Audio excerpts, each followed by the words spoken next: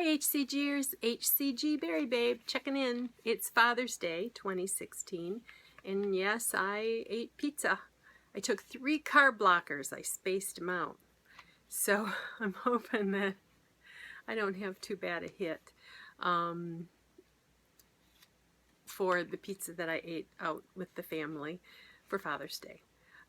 This morning I was down 0.2 for a total of 11.7 pounds and 16 VLCDs, 166.1.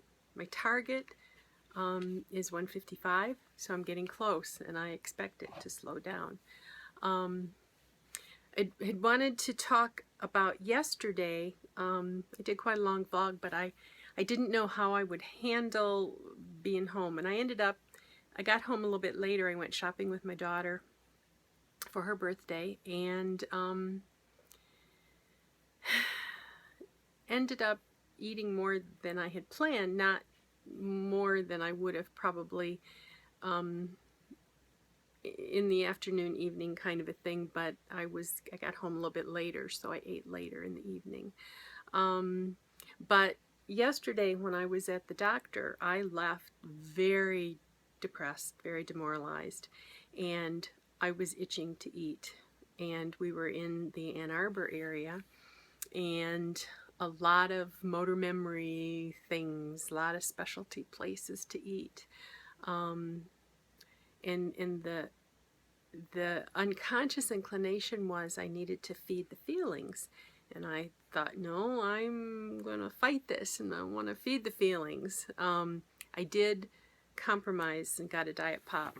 I'm trying to cut way down. I had given it up for a little while, but I got a Diet Pop, so I acquiesced that far, which that will, the sugar, the fake sugar raises your insulin, so I don't know if that'll made my body think that I was eating, but did not eat off plan, quote unquote.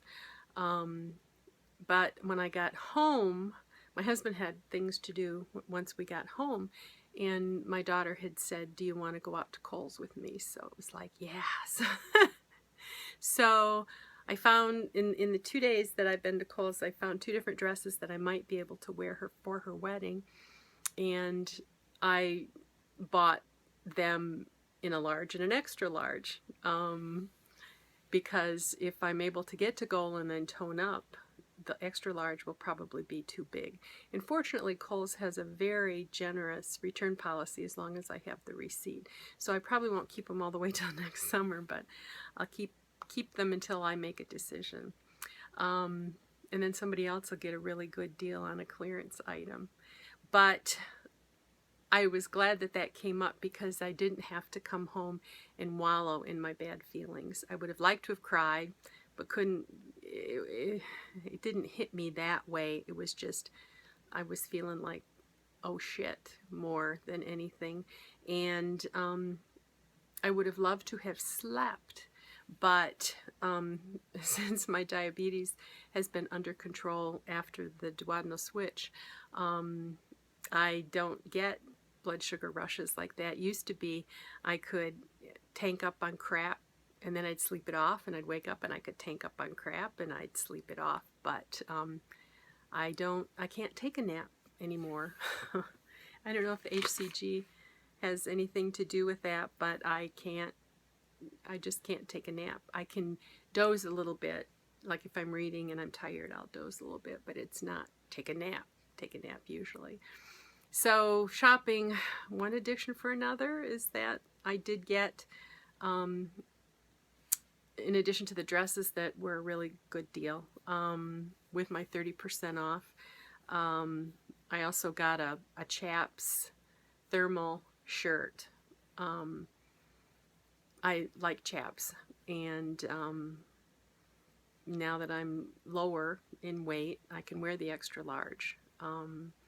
So, you know, it's really, I remember when I sized out of the Kohl's women's department, it was a really kind of morning.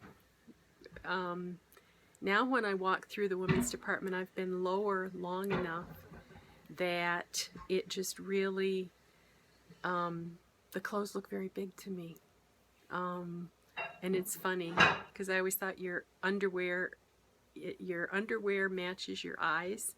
So as I lose weight, old underwear looks bigger. So anyway, thought for the day. Other than that, I'm hoping the scale will be kind to me. I'm hoping I don't have an increase. 166.1. Oh, I'll be so happy to see a 165. Then that means I'm within, you know, getting 10 pounds. I have been in the low 160s before several times. I made it to 153 back, and if you went back in my vlogs, you would see that. And it was the first time I had been that low ever in my memory at all. I was 155 when I was 12 after a week in the hospital for tests and an extreme water shot. And I came out and immediately got, you know, started putting on weight again.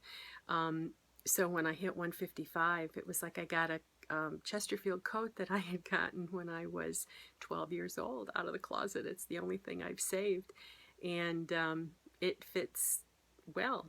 I will take a picture this time, although the last time I hit this weight, it was summer, and so I tried it on, but I didn't take a picture. The lining is shot. I mean, you know, I'm 62 and talking about 12, so this 50 years old. If you want to talk vintage, it's kind of a dark teal and black wide herringbone with a black velvet collar. Very classic lines, just very classic. Right in style for a car coat right now, but I'm allergic to wool. I was back then, but I was so big that I couldn't wear any of the designer things that my smaller friends did.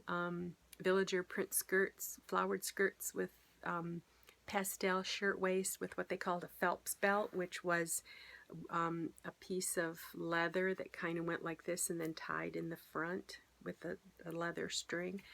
My feet were too wide for any designer shoes, so I had designer purses, but this was the first in-style thing that I could have. And I think I kind of finessed my mother, bless her heart, into getting that. So to break one, I broke 160 once, and I did a dance, the New Decade dance. I'd have to break into 140 now. I'd have to get to 149 something to do New Decade. So other than that, happy Father's Day, everybody. Bye-bye.